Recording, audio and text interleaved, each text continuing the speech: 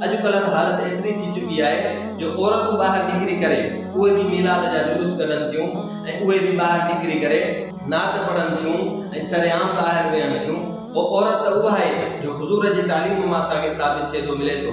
औरत खे त आवाज़ सां क़ुरान बि नाहे पढ़णु, त पोइ इहो किथां जाइज़ थी सघे थो हिकिड़ी औरत ॿाहिरि निकिरे ऐं कंहिं ॿिए घर में वञे ऐं लाउडनि ते वेही करे ऐं नात ॿुधाए हुज़ूर जो मीलाद मल्हाए।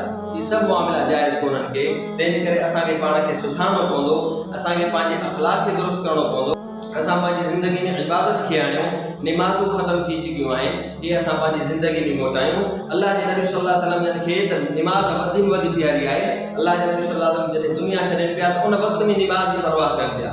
मुंहिंजी उम्मत खे चओ त निमाज़ पढ़नि, मुंहिंजी उम्मत खे निमाज़ जी पाबंदी कनि, उन्हनि खे निमाज़ जो चइजो। हे अल्लाह जे नबी जा पैगामात आहिनि। रबीउल अव्वल असांखे पैगाम ॾिए थो, असां तव्हां सभु गॾिजी करे ऐं आहद ऐं वचन कयूं, हे असांजा महबूब मोहम्मद मुस्तफ़ा सल्लल्लाहु अलैहि वसल्लम, असां हिन रबीउल अव्वल में वचन कयूं था, हाणे असां तव्हांजे सुन्नत ते अमल कंदासीं, हाणे असां तव्हांजे तालीमात ते अमल कंदासीं, हाणे असां तव्हांजे हो आंदल क़ुरान ते अमल कंदासीं, अल्लाह जे अहकामात ते अमल कंदासीं।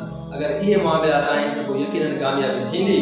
जेकॾहिं न सिर्फ़ ऐं सिर्फ़ तव्हां नची करे ऐं पंहिंजो इश्क ज़ाहिर कयो था त पोइ इहा मुहबत ऐं इश्क न आहे, बल्कि इहा अल्लाह जे नबी सां अञा वधीक बेवफ़ाई आहे। उम्मीद आहे त तमामु हज़रात इन ॻाल्हि मुंहिंजनि खे ॿुधंदा ऐं गौर कंदा ऐं यकीनन अल्लाह तबारक व तआला खां हिदायत जी दुआऊं घुरंदा।